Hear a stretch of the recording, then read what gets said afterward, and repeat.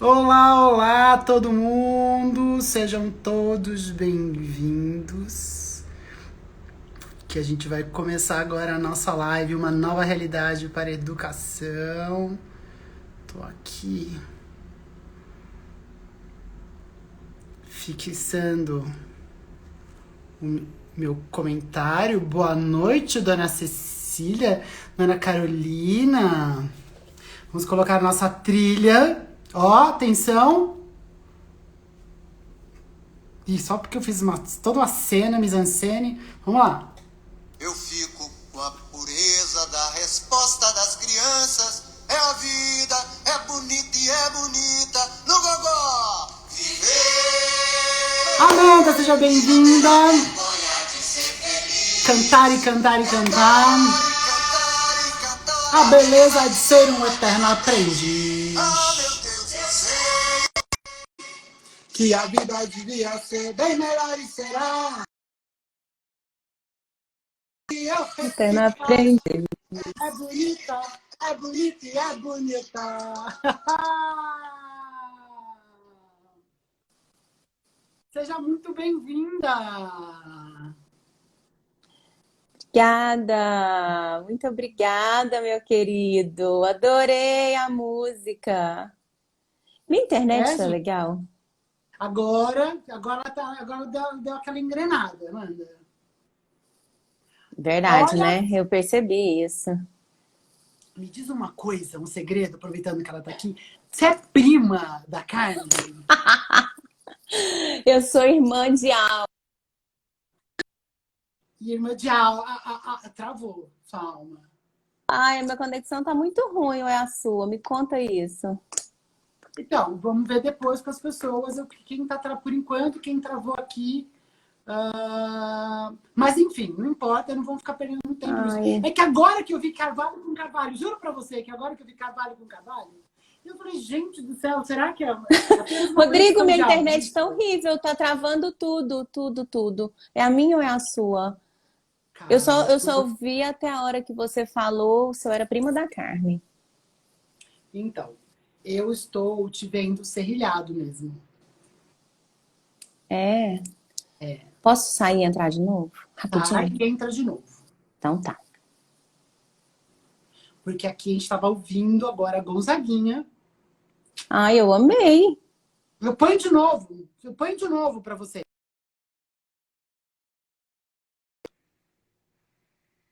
Porque a gente vai testar agora, pessoal. Calma, calma, muita calma, todo mundo. Deixa eu levantar aqui, ó. Inclusive, minha câmera, porque já começou a cortar minha testa. Bem-vindo todos que estão aqui. Vamos ver a dona Mandinha agora de novo. Onde ela está. Vou esperar ela me chamar. De novo. Entendi, professorinha. Olha, falando de a professora Carmen, tá confirmado você aqui, Carmen, comigo, dia 22 de julho? Só para eu saber, porque eu ainda não tive. É bom que eu já fique até ao vivo, né? Eu tô te comendo pelas bordas. Depois você responde. Que só, eu vou fechar minha série de lives com você. Ou não, você me avisa, tá bom? Vamos lá.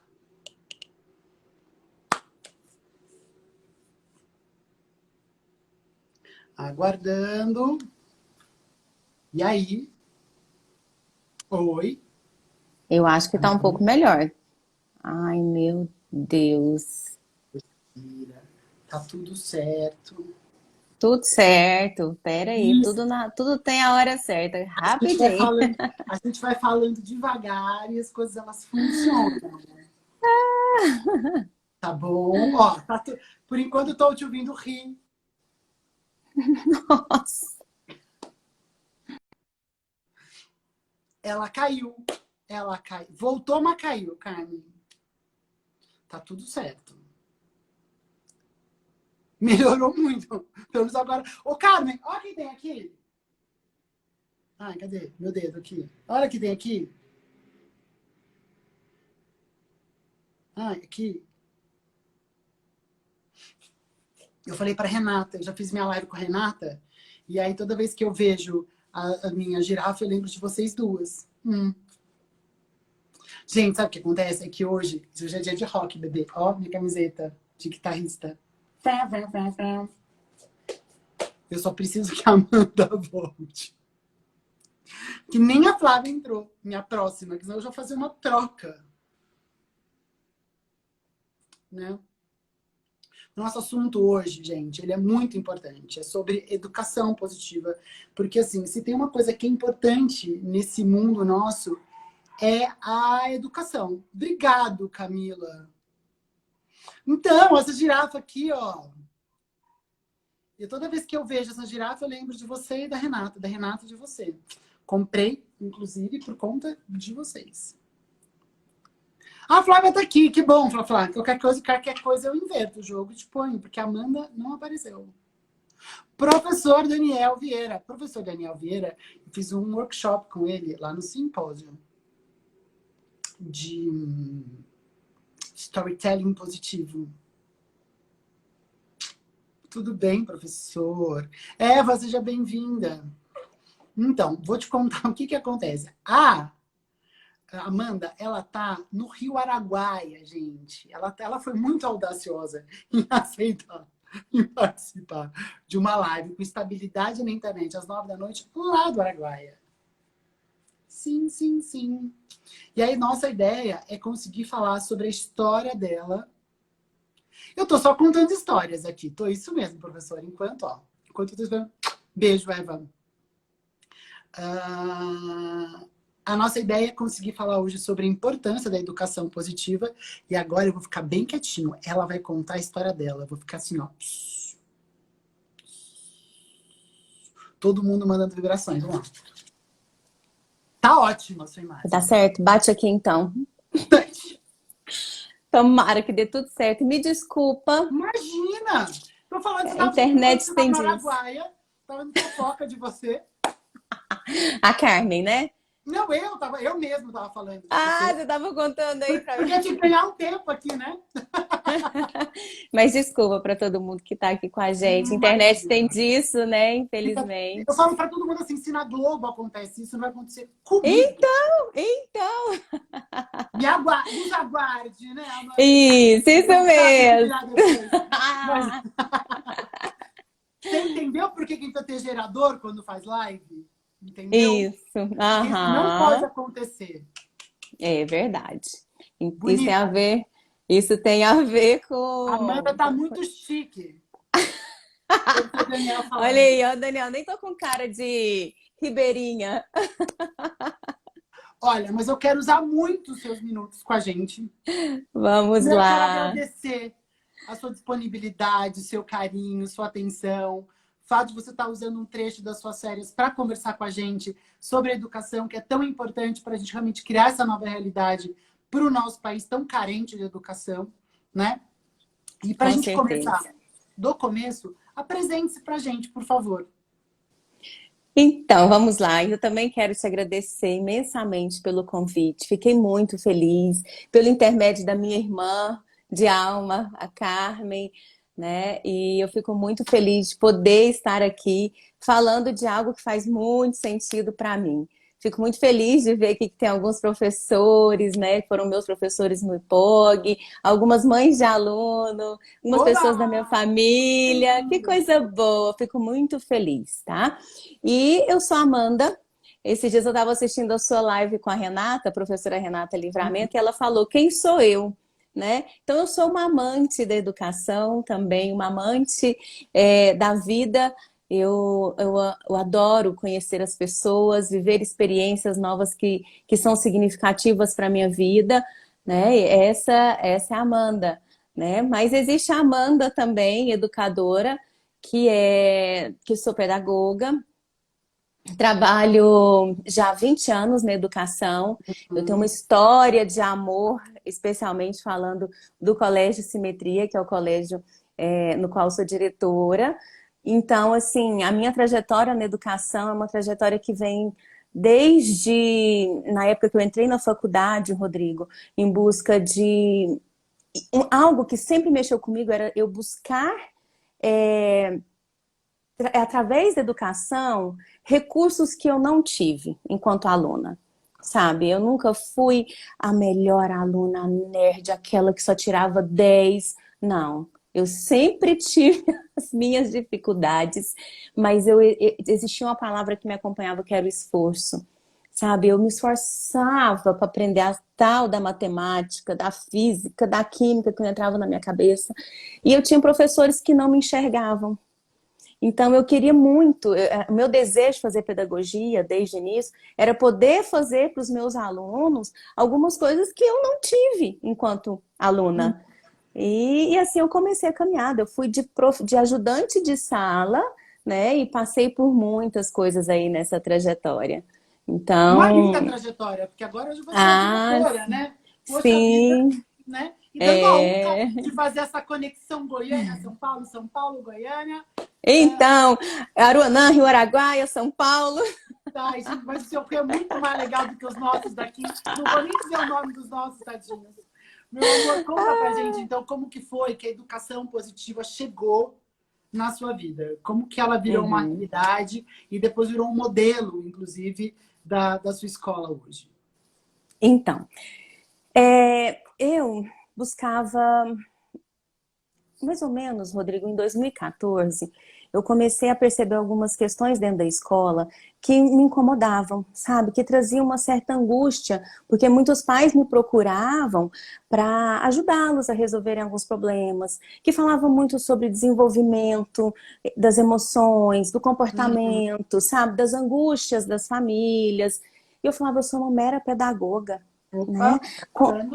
tá falando, eu que virei minha câmera. Tá. Então, assim, eu falava, eu sou uma mera pedagoga, eu preciso contribuir de alguma forma com isso. Então, eu fui em busca. E aí, eu conversando com as minhas irmãs, minhas duas irmãs também são pedagogas, então a gente, quando se encontra, a gente fala muito de educação. E aí, minha irmã mais velha falou pra mim, nossa, eu conheci um projeto super legal, que eu acho que é a cara do que você tá querendo. Porque eu queria levar para dentro da escola algo que fosse muito além dos livros, do conteúdo, da matemática, da física, da química, da fórmula, sabe, da tarefa de casa, e é só isso. Então eu queria algo que eu pudesse mexer com o interno dos meus alunos, sabe, com o lugar de fala. Eu queria poder ouvi-los, eu queria que eles pudessem falar também. E aí, nesse momento, eu conheci a inteligência emocional. Foi o primeiro termo que eu encontrei. E fui estudar a inteligência emocional lá em 2014, através de um programa muito bacana do Augusto Cury, né, que é a Escola da Inteligência, que fez muito sentido naquele momento, sabe? Ajudou demais a escola, me ajudou a entender algumas coisas. E a gente fica naquela inquietude de querer sempre mais, de buscar sempre mais, algo que está dando certo. E aí eu fui aprofundar nos estudos. E aí eu fui fazer cursos, foi quando eu resolvi fazer um curso de inteligência emocional. E quem foi minha professora? Quem foi sua professora? Dole uma! Quem? Dole Você só duas, tem uma dole chance. três. Foi a Carmen, Carmen né? A minha Carvalho, querida Carmen. minha Então, professora também de inteligência emocional. Olha o meu inteligência nível emocional. de inteligência emocional. Então, Rodrigo. E aí, para mim, foi assim, um divisor de águas muito grande. E quando eu encontrei a Carmen, eu fui muito feliz conversar e falar para ela, nossa, professora, eu tenho esse programa na minha escola, que para mim é tão bom. E eu só tinha aquela referência. E ela falou, nossa, parabéns, que bacana, mas eu te convido a estudar mais. Eu te convido a conhecer outros autores. Eu te convido a buscar mais. Fica só aí, não. Ok? Deu aquele toque, né? E assim eu fiz. Então, eu fui atrás de poder aprofundar mais nesse assunto. E aí eu falei, eu quero levar essa moça lá para minha escola e quero ser amiga dela. E aí eu falo muito da Carmen porque eu tenho um carinho, uma gratidão imensa por ela. E aí eu peguei e fui, levei a Carmen de fato para a escola e comecei a estudar. E ela fazia uma mentoria amiga comigo. Então, teoricamente, então, o começo da educação positiva no colégio, ele vem através de uma mentoria da Carmen. Isso. E Pra através você. dos meus estudos, Tá. quando eu via que os meus alunos estavam angustiados, alto nível de ansiedade. Num dia que eu vi um aluno meu se automutilando na escola, Isso, que eu idade? falava, Que idade? uns 13, 14 anos. Tá, é a faixa etária, né? E eu precisava fazer alguma coisa, eu precisava contribuir com os meus alunos, mas de maneira real. Eu não queria simplesmente falar, não faz isso não é bom para você, sabe? Porque tem que ser genuíno, tem que ser de dentro para fora. Eu precisava tocar o coração dos meus alunos. E aí foi através da inteligência emocional que eu fui levando isso para dentro da escola aos pouquinhos. Então eu passei pela Escola da Inteligência, passei pelo OPE, que é um programa do Léo Freiman, de projeto de vida, empreendedorismo. E aí eu fui aprofundando. E a Carmen falou, vamos estudar psicologia positiva? Fazer um MBA de psicologia positiva e desenvolvimento humano? Vem comigo. Vem comigo, exatamente. E assim eu fiz, eu fui. E quando eu entendi a psicologia positiva, eu vi que era exatamente ali, foi bingo, sabe? E eu concluí a psicologia positiva, eu comecei em 2017, concluí em 2018, e para mim foi assim, a cereja do bolo. Era tudo que eu realmente acreditava. Então, eu falo que hoje eu levo para dentro da escola o que é o meu propósito de vida. Entende, E como Rodrigo? como que foi esse processo de você pegar o seu propósito de vida e convencer, e modelar, e moldar professores, alunos, pais e a comunidade? Passinhos de formiguinha. Passinhos de formiguinha. Eu falo, Rodrigo, que a educação positiva, ela não é só eu falar com os meus alunos. Vamos falar de gratidão? Vamos falar de respeito? Não é isso. É muito além disso. É algo que envolve todo o contexto da escola. É uma filosofia de vida. Eu até brinco que é o jeito de viver da simetria. Então, ele perpassa por todos os lugares. Se você me perguntar assim, seu porteiro já fez treinamento de educação positiva? Já. O pessoal da limpeza já fez? Já. Seus professores? Sim, é fundamental. Então, por exemplo, quando eu contrato um professor, quando eu vou ter uma conversa com um professor, a minha primeira pergunta para ele, muito além de falar o que você sabe fazer, quais são os seus cursos, qual que é o seu propósito de vida, né? Eu até brinco com eles, você é professor ou você é auleiro? Porque o auleiro, ele vai lá, dá uma aula e vai embora. O professor não, o professor ele se entrega de corpo e alma a um propósito muito maior do que somente entrar numa sala de aula e dar aulas, né? Então, isso é grande. Isso precisa envolver todos que estão dentro desse além da elenco. parte encantadora, foi fácil o processo de implantação? Todo mundo recebeu de braços abertos? Todo mundo assim, nossa, que legal! De coisas de inteligência emocional. Então, como foi esse processo? Então, primeiro que as pessoas confundem muito. Muitos chegam na minha escola e falam, você trabalha com material positivo? Como é que é esse negócio positivo? O que é isso, positivo? E as pessoas, fazerem as pessoas entenderem que ser positivo não é entender que tá tudo bem, tudo lindo, e que eu vou abraçar a árvore, como a Carmen fala, e que tá tudo lindo e que na escola não existe problema, não é isso, né? Então, trabalhar com todas as pessoas envolvidas dentro disso. Então, eu parto do propósito.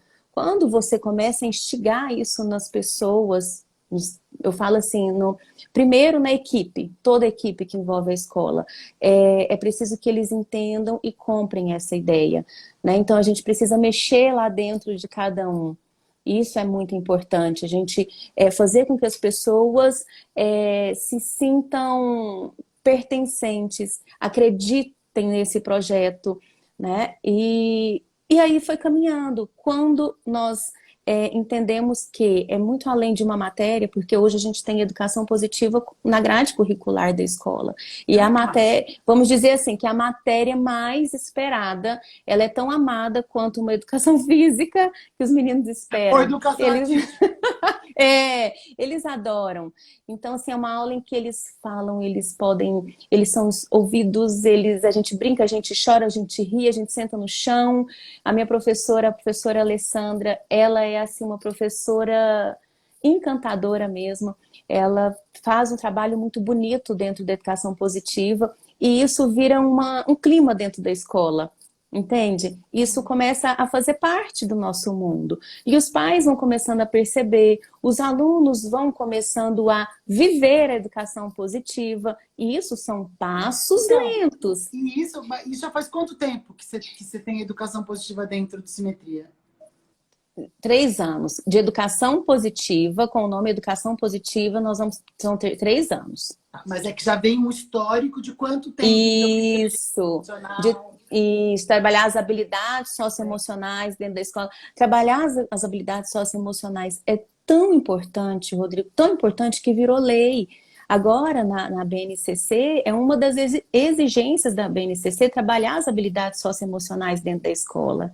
Entende? Então, Então, mas esse conjunto dá quanto tempo, então? Tem os 3 anos de educação positiva, mas esses outros anos anteriores? 5, 6 anos, mais ou 5, 6 menos. anos. Então, e É. você tem adolescente que começou a fazer esse trabalho quando era criança. Isso. Então, por exemplo, eu comecei lá na escola, lá na época da educação, da escola da inteligência, a gente tinha livros. Quando a gente tem livros, a gente tem que cumprir o livro, a gente precisa estudar o capítulo, abre no capítulo tal. E aquilo ali, Rodrigo, eu falava, não é isso. Não é isso. Gerava mais ansiedade do que emoção positiva, né? Exatamente. Eu falava, a gente precisa cumprir o livro, o pai pagou pelo livro, nossa, a gente precisa. E não é isso, educação positiva. Psicologia positiva não é isso. É a gente viver, é a gente experimentar, é a gente ter, saber das nossas emoções positivas e negativas, saber a gente colocar em prática, entender, nos conhecer. Então, assim, é muito além de abrir um livro. Entende? Eles já abrem muito livro de matemática, de química, de física, de geografia, não que não sejam importantes, mas esse momento não cabia, entende? Então eu queria...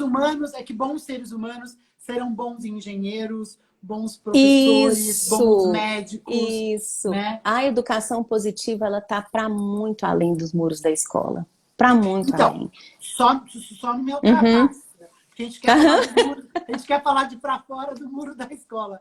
Eu quero saber, então, pensando nessas crianças que hoje são adolescentes, mas começaram como crianças, como que você vê, então, os resultados que você teve nesses 7 anos, nesses 3 anos? Quais são os resultados que a escola teve, que você consegue já perceber? E aí, assim, como que vem os resultados para fora do muro da escola? Como que você enxerga isso? Então, quando a gente coloca educação positiva de infantil 2 até o 3º ano do ensino médio, as crianças passam a conviver, a viver com a educação positiva bem mais de perto.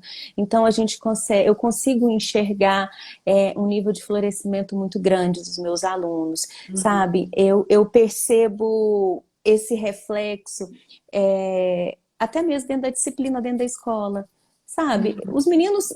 Né? Toca um terror, mas eu não tenho grandes problemas de disciplina dentro da escola. E você sente essa diferença de 7 anos para trás do para agora? Demais. Deles poderem falar, deles falarem assim, olha, eu quero sentar, Amanda, eu queria conversar com você um pouquinho, sabe? De sentar e falar o que eles estão sentindo, de procurar a professora Alessandra. Só te pedir um favor, eu não sei, Guilherme 11. Quero que você escute o que a gente está falando, tá bom? A gente vai ter uma próxima conversa depois. E a gente conversa com você no final desse processo. Pode ser? Isso. Você ouve a gente conversar aqui, tá bom?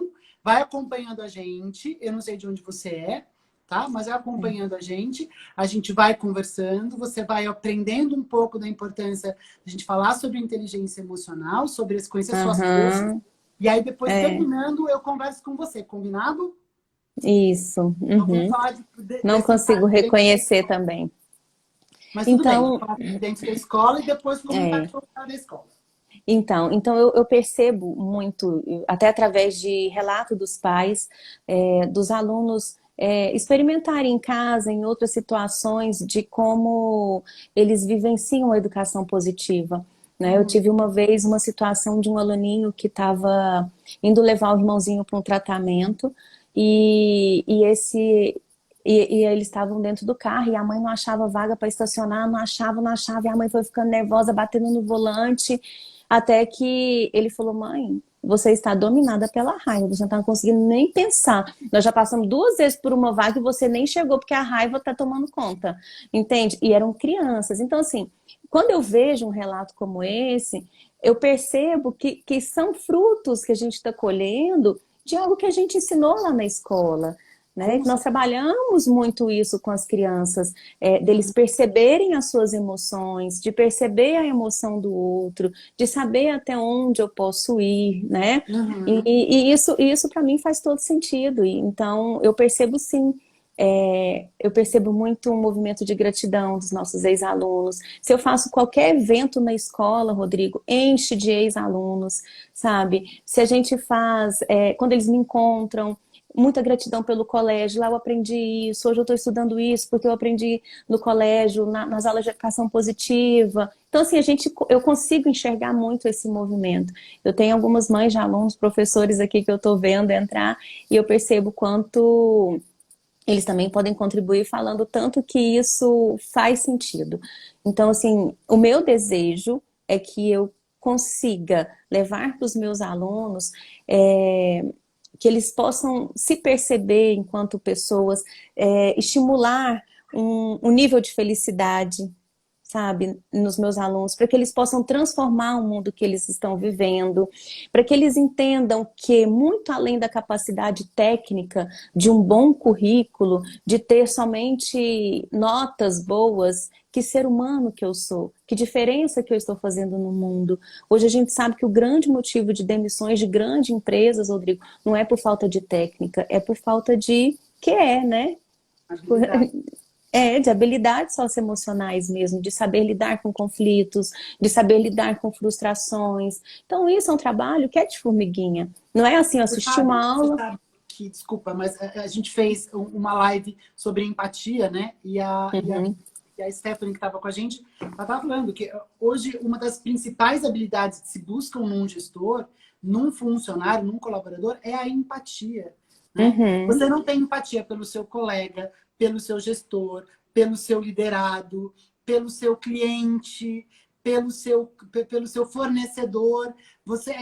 A importância de você ter esse processo de empatia, por exemplo, como uma das habilidades, né? Para você conseguir saber conduzir processo, porque cada vez mais isso vai ser exigido de você, da gente e de quem está chegando, né? Que vai encontrar um mercado completamente diferente daquele que a gente formatou e fez chegar até hoje. Justamente isso, quando eu falei para você lá no início que eu tinha professores que não me enxergavam, isso sempre trouxe para mim uma angústia muito grande, né? Então, eu procuro trabalhar isso muito com os professores, para que eles reconheçam em cada aluno os seus potenciais. Ninguém é bom em tudo toda hora. Entende? Ele não é bom em matemática, mas ele pode ser excelente em artes, ele pode ser excelente em língua portuguesa. E a gente, em determinado ponto, a educação, ela nivela muito, ela começa a olhar os alunos de uma forma, as famílias também, pega um boletim do filho e ele foca no que está ruim e esquece todas as outras coisas que ele fez. E os próprios pais não são bons em tudo, nós não somos bons em tudo toda hora. Entende? Então a gente precisa reconhecer e abanar o foguinho das minhas potencialidades. Se ele é bom em matemática, bora lá, vamos exercer aí, trabalhar isso que ele tem de melhor dentro dele. Deixar essa brasa acesa, né? Isso, É exatamente. muito confortável de ficar só na labareda, né? Eu, por exemplo, vou te dar um exemplo, um professor aqui de física, ele falou, Amanda, tem uma aluna minha que só fica de cabeça deitada, eu sempre dou esse exemplo, e ela fica o tempo inteiro, eu não consigo nem ver o rosto dela, chegou na hora da minha aula, ela deita a cabeça e não levanta mais. E eu falei, e aí, professor, o que você fez por ela? Eu falei com ela, o que você gosta? Por que você só fica assim nas minhas aulas? Ou seja, ele criou uma conexão com aquela aluna, ele percebeu aquela aluna, um professor de física. E aí ela falou, professor, eu não gosto de física, não entra na minha cabeça, não adianta e não dá. Ele falou, de que você gosta? Ela falou, eu gosto de escrever. Ele falou, ok. Então, a partir de agora, você vai fazer um relatório das minhas aulas. Faça um relatório. Eu não vou te falar que você tem que ser a melhor em física, que você tem que aprender física e ser a melhor, porque eu sei que não é o que você faz com muito gosto, com muita vontade. Ele é excelente para desenhar. E assim ela fazia os relatórios da aula de física. sabe? Então, ele juntou uma habilidade que a aluna tinha, né, junto com uma dificuldade que ela estava apresentando, né? Uma repulsa com aquela matéria. E criou uma conexão com o professor. Isso é muito legal. E Isso é aí, muito criando uma conexão importante. com o professor, você tem uma conexão com a escola, com a comunidade. Aí você tem um senso de pertencimento, um senso de Pertencimento. confiança, né? E você consegue, a Exatamente. partir daí, trilhar mais facilmente seu caminho. É. Meu amor, deixa eu te pedir uma coisa. Eu queria que Aham. você deixasse pra gente uma... Porque a gente acabou perdendo um tempo na nossa introdução. Ai, E que eu tenho... pena. Não, calma, a gente vai ter várias outras oportunidades. Vamos E a sim. gente tem, e eu tenho que trazer a Flávia para conversar com a gente. Então, eu Aham. queria que você fizesse o seguinte, que você deixasse uma mensagem para as pessoas que estão assistindo a gente, não necessariamente os seus pais de alunos, não necessariamente seus alunos, mas as pessoas em geral que talvez não tenham acesso a esse conteúdo que você tem. O que você acha que... Por que a educação e a felicidade, elas precisam andar juntas? Então, a minha mensagem é que, em primeiro lugar, a gente precisa entender qual que é o nosso propósito, qual que é o nosso sentido de vida. Tudo no colégio, bem como na minha vida, eu procuro ver, assim, o que eu estou usando do PERMA aqui, neste momento, né? E isso é muito forte dentro da escola. Então, é buscar esse pertencimento, essa busca de sentido em tudo que você faz. A educação, ela não precisa ser sisuda, ela não precisa ser um ambiente, a escola não precisa ser um ambiente de tensão, de mal-estar. A escola precisa ser um ambiente vivo, um ambiente em que as crianças se sintam motivadas, as crianças se sintam interessadas, elas se sintam pertencentes. E isso em todos os lugares da nossa vida, na nossa família, na sociedade, nas nossas relações com os nossos amigos, nas nossas relações afetivas, e a gente precisa, em tudo na nossa vida, buscar um sentido maior. Então, quando a gente entende a educação dessa forma, com que ela é transformadora, de fato, isso não pode ser piegas, né? A gente tem que entender que realmente ela pode fazer a diferença na vida das pessoas através de muitos recursos, e a educação positiva é um deles. Eu acredito muito que a educação positiva é um caminho para criar uma nova realidade na educação. Gratidão pelo seu tempo, gratidão pela sua disponibilidade, pelo seu depoimento, gratidão por todos os pais, por todos os professores que estiveram com a gente. Sejam bem-vindos para ouvir a gente falar agora sobre uma outra realidade. Beijo, meu amor. Obrigada, Rodrigo, depois, tá? Parabéns pelo seu trabalho. E desculpa aí, mas a internet me deixou na mão. Isso acontece. Já falei, Beijo, acontece viu? na Globo, não vai acontecer comigo? Uai, fica Então, tranquila, tá bom? obrigada. Gratidão. Beijo, tchau, tchau. Até mais. Fiquem Gratidão. com a gente agora para saber como é que é essa realidade aqui em São Paulo. E, gente, eu fiz uma arte. Flávia, estou te chamando. Estou chamando você. Guilherme, me espera. X-Guilherme, _, onde me espera que a gente vai conversar. Flazinha! Olá! Olha o que eu trouxe aqui em cima. Se eu soubesse, eu tinha pego e mandar a gente criança. Então, sabe o que eu até procurei? Gente, é o seguinte, eu conheço a Flávia só há mais de 40 anos. Ai, não precisava revelar a idade que a gente Flávia, tem. Tudo bem, eu tenho 43, você tem 41.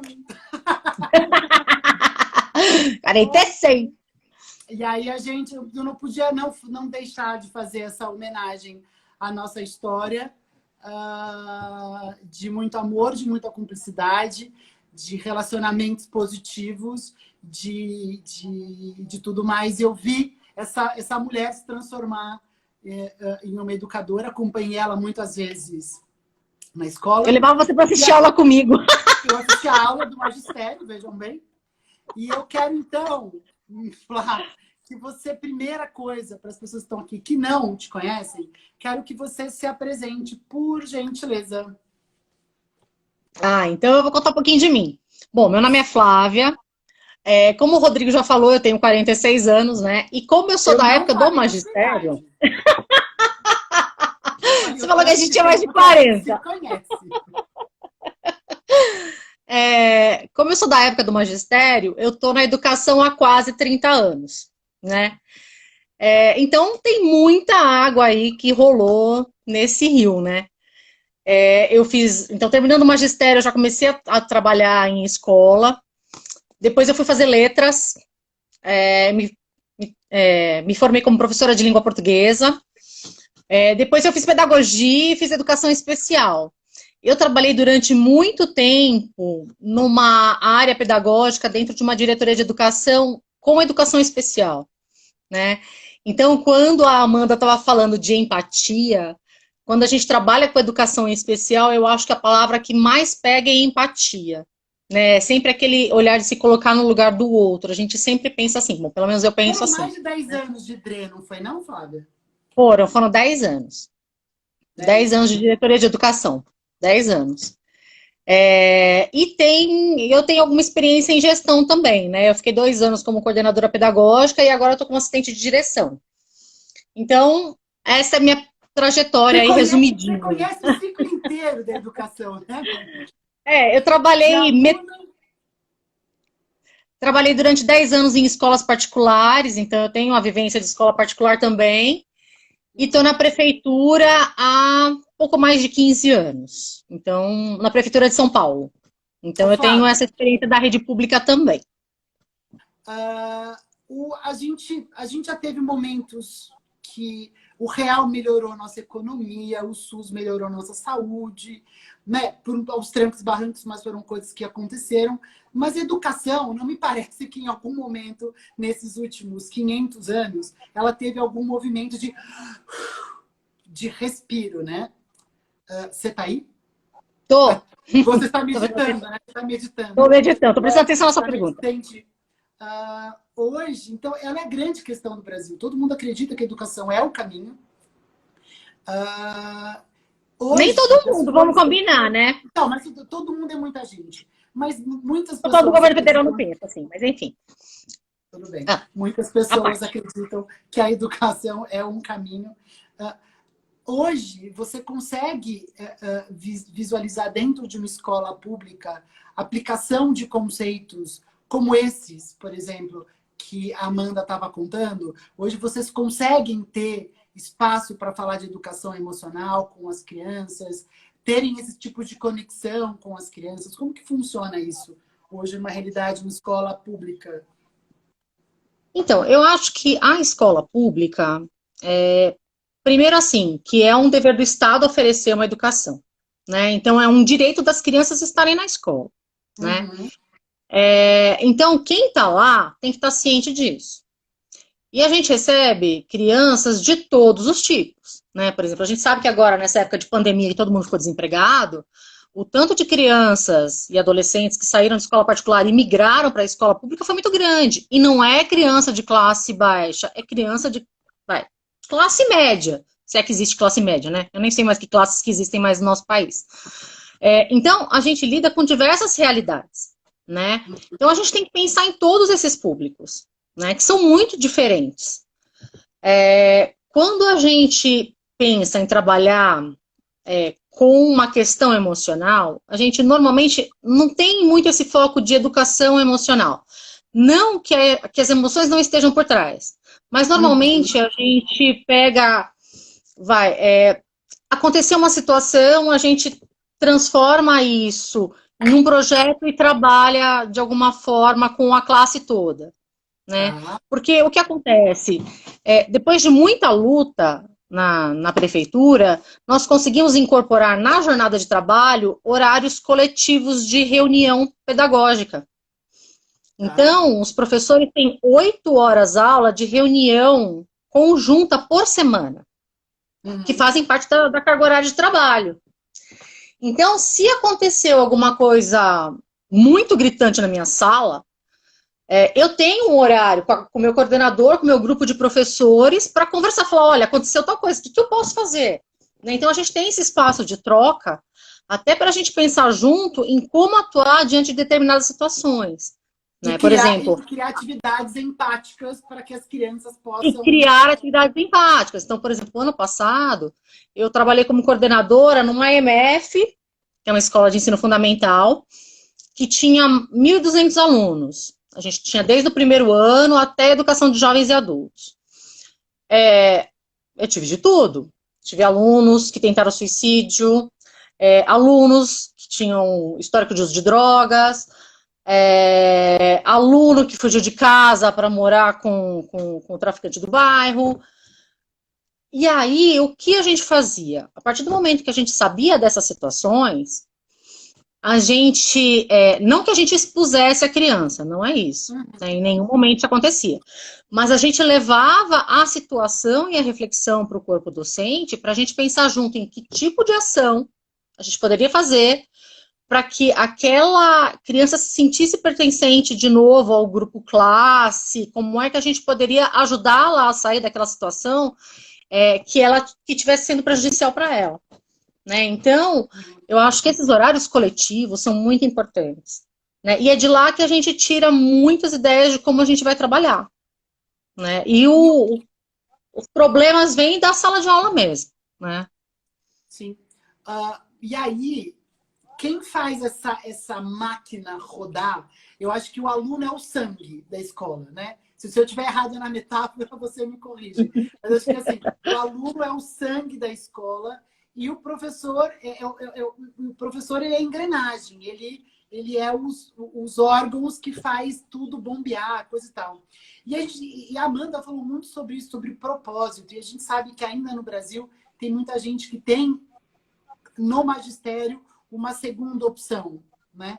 Como que você consegue fazer com que professores sejam pessoas engajadas, motivadas e motivem os seus alunos a terem prazer em estudar dentro dessa realidade? É possível? Como que isso acontece? Então, eu acho que, voltando àqueles horários coletivos, né? Eu acho que a partir do momento que você percebe que tem professor, por exemplo, uma vez eu vi num horário coletivo, não, era de uma escola que eu não trabalhava, mas um professor falando que ele não era professor, ele era um bancário desempregado. Então, quando você ouve uma fala dessa, bom, minha primeira ideia é dar uma voadora na cara dele. Como eu não posso, eu tenho que pensar como é que eu faço esse cidadão perceber que ele... Uma pessoa com emoções positivas, ela tem vontade super positiva, gente.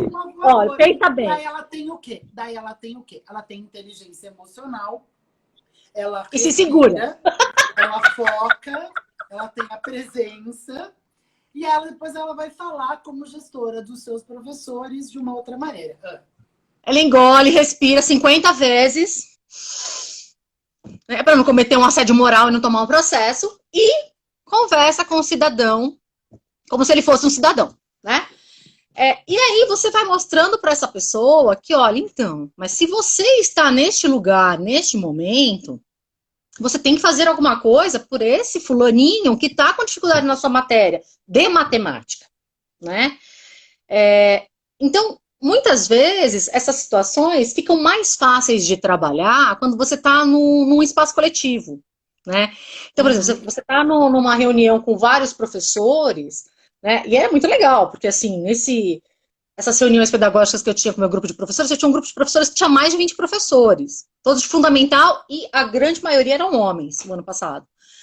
E é muito legal porque eles quase se pegavam. Isso não é né? muito comum, né? Ter mais homens do que mulheres. Não é muito comum. É uma escola que é uma exceção. É um grupo que tinha a maioria de homens. No ensino fundamental 2 e na educação de jovens e adultos. O grupo era... A maioria era de homens. E eles mesmos se pegavam. Então, na reunião... Bom, enfim, né? Era aquela coisa que você tinha que controlar a testosterona, né? Mas essas questões eram muito... Mesmo se fossem 30 homens, eu não sairia numa luta com você. Pois é. Imagina eu lá, né? Mediando esses 20 caboclos para não se matarem. Pois é, mas rolava umas discussões muito legais. Porque aí você pega quais são também os problemas de um professor, de outro, e você não vai direto nele. Né? Você leva um texto, você leva alguma coisa para o grupo, e aí você faz uma discussão em cima daquilo. Né? Então, teve um projeto, por exemplo, a gente percebeu que como era um grupo majoritariamente homens, o que rolava muito? Machismo, óbvio, né? Sala de professores, o que rola? Piadinha sobre mulher, óbvio, né? Qual é o papo do professor? Ah, professora, nossa, aquela professora hoje tá de mini saia, puta professora, né? Gostosa, aquelas coisas, né? E aí um professor da sala de leitura, muito sensível, uma pessoa incrível, ele teve uma ideia, falou, olha, meu, a gente precisava trabalhar essas questões do feminino, isso não tá legal. Eu falei, bora, vamos lá, o que nós vamos fazer? E aí eu comprei a ideia dele. Então, o que a gente fez? A gente começou a levar essas discussões sobre literatura feminina, discussão sobre a luta das mulheres, para o grupo de professores, que era extremamente machista. E foi incrível. A gente começou a ler coletivamente um livro da Chimamanda, né, para educar crianças feministas. A gente fez a leitura coletiva com os professores e surgiram discussões incríveis. Assim, sabe? O professor falar, poxa vida, eu nunca pensei que o que eu fazia era machismo. Nossa, mas a minha mãe me educou dessa forma. Puxa, mas eu acho dessa forma com a minha esposa. Então, assim, foram discussões incríveis. E depois dessa discussão, o que a gente fez? A gente levou isso para a sala de aula para mudar esse paradigma com os alunos. Então, a gente começou em todas as disciplinas levar essa temática do machismo e começar a discutir essas questões com os alunos. Porque isso também rolava com os alunos. É claro, se você tem um grupo de professores machista, né, que tem, claro, né, também uma questão social aí, você tem alunos que também têm essa postura, né? E mesmo que os professores não fossem, a gente sabe que os alunos trazem isso como cultura de casa. Porque é uma questão estrutural, É uma questão estrutural. Né? E aí, eu acho que tem uma coisa que está muito presente. A primeira live dessa série, de 16, né, a primeira era A Felicidade é Preta. E a ideia era a gente exatamente colocar o filtro da raça, porque ele vem antes do gênero, né? Sim. Porque, assim, a felicidade, ela é estudada e ela é falada muito mais para a população branca, classe média, apesar da ONU estar preocupada com isso para todas as classes, principalmente as classes menos favorecidas, né? Então, assim, além de você ter que trabalhar nessa primeira camada machismo, você também tem uma outra camada, porque eu acredito que majoritariamente seus alunos eles também sejam negros, ou isso não tem a ver mais Sim, hoje? Tem. Na escola pública, 60% dos alunos são descendentes de povos africanos, né? Uhum.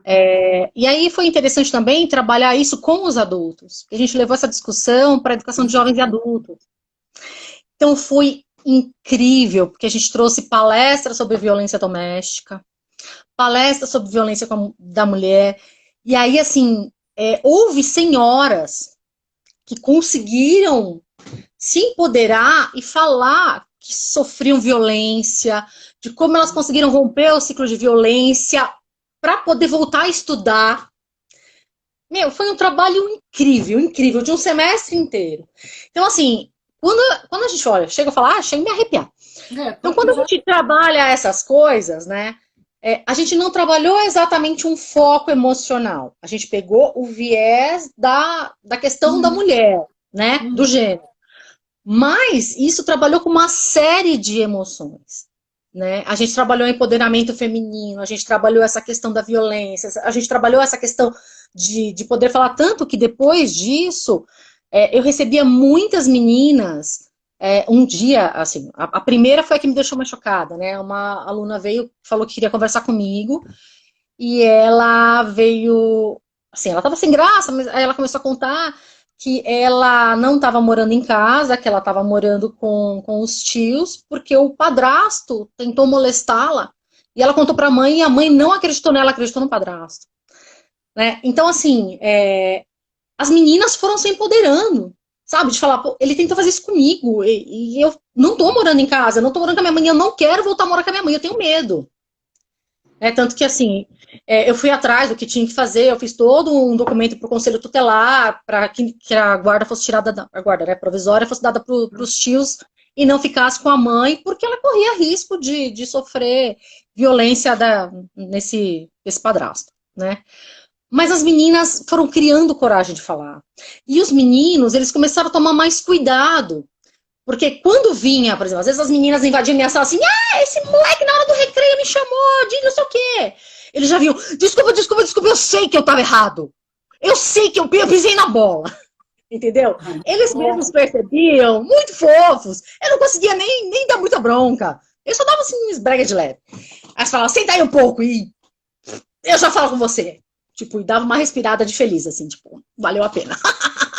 Então, a gente foi mudando algumas posturas, né? E os meninos foram percebendo como era difícil, muitas vezes, ser menina, né? Como a vida delas acaba sendo mais complicada, né? Sendo mais difícil. Isso foi muito legal. Foi muito legal. E eles começaram, inclusive, a ver as mães de forma diferente. Diga, meu bem. Não, contando história. Não, imagina. Eu quero só fazer uma conexão entre a sua fala e a fala da Amanda, porque é o seguinte, parece quando se fala de psicologia positiva que a educação positiva ela vai tratar só exclusivamente das emoções, mas ela é muito próxima daquilo que você fez, né? Quando você junta conteúdo formal lá né? Com experiências humanas que vão ajudar você a se transformar num ser humano melhor. Então, quando você pega um conteúdo de literatura, né? E você vai questionar a literatura, você pega a literatura, da literatura, você começa a tratar de empoderamento, e empoderamento fala-se das suas forças, das suas virtudes, das suas qualidades. Então, a pessoa que ela se sente menos, ela começa a se empoderar, ela começa a florescer também, uma outra palavra que ela usou, e que a gente usa muito isso, né?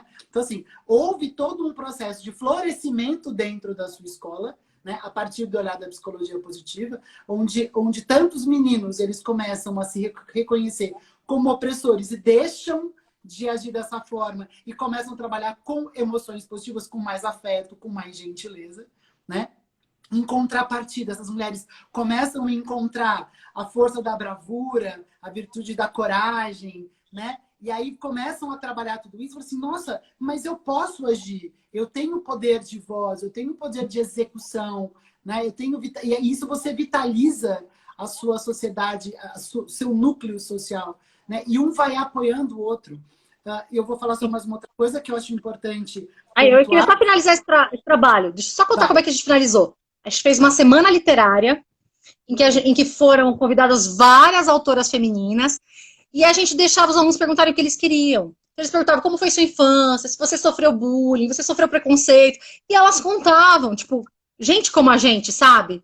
Uhum. Então, eles começaram a ficar muito próximos, pô, a escritora é como eu, né? E para os adultos, a gente trouxe a filha da Carolina Maria de Jesus, né? Que é aquela escritora negra que é pouco conhecida no nosso país, muito conhecida lá fora, né? Que escreveu O Quarto de Despejo. E a gente trouxe a filha da Carolina Maria de Jesus. Ai, gente, esse professor que eu falo, ele é incrível, ele conseguiu todos esses contatos. E ela contou para os adultos como foi ser criança, filha da Carolina, naquela pobreza que eles viviam, na favela e tudo mais. Foi um relato incrível. Foi muito legal. Foi muito legal. Prossiga, próxima pergunta. Não, parabéns. Mariana, falando é incrível, né? Eu tô apaixonado. Não, então, porque assim, o que eu acho que é mais... E aí, sobre a força do coletivo, né? Que também as relações positivas é que fazem com que a gente consiga florescer e que a gente consiga ir para frente. Como essa reunião dos professores, né? Ali foi um lugar onde vocês viraram o jogo e conseguiram se fortalecer e se unir e criar mais conexão. Começou ali. Foi ali que começou. Começou entre a gente, todo mundo acabou comprando a ideia e todo mundo fez. Acabou virando um trabalho da escola. Não estou mais nessa escola. Agora eu estou mais na educação infantil. E você tem notícias desses eles não queriam que saísse de jeito nenhum. Deixei muitas viúvas lá. Não entendi, desculpa. Eu deixei muitas viúvas lá, eles não queriam que eu saísse. Não, mas eles continuam integrados lá. Então, agora a gente está numa fase que a gente está integrado à distância, né? O negócio está meio difícil, né? Não sei como é que as coisas estão esse ano. Tá tudo meio capenga, né? Como que vai ser essa realidade? Se dentro de uma sala de aula com mais de 30, 40 alunos numa sala de aula, né? Como que a gente vai conseguir oferecer o mínimo da educação para essas crianças em tempo de mundo digital? Para as crianças pequenas? A educação pública. Como que a educação pública vai conseguir fazer o básico mais o elan? Porque a gente, só um grande parênteses, a gente está falando de São Paulo, que já é a elite do ensino nacional, né? E que tem todas essas dificuldades pela qual você passa. Imagina minha cunhada que dá aula numa ilha de Marajó, em Belém, Pará, né?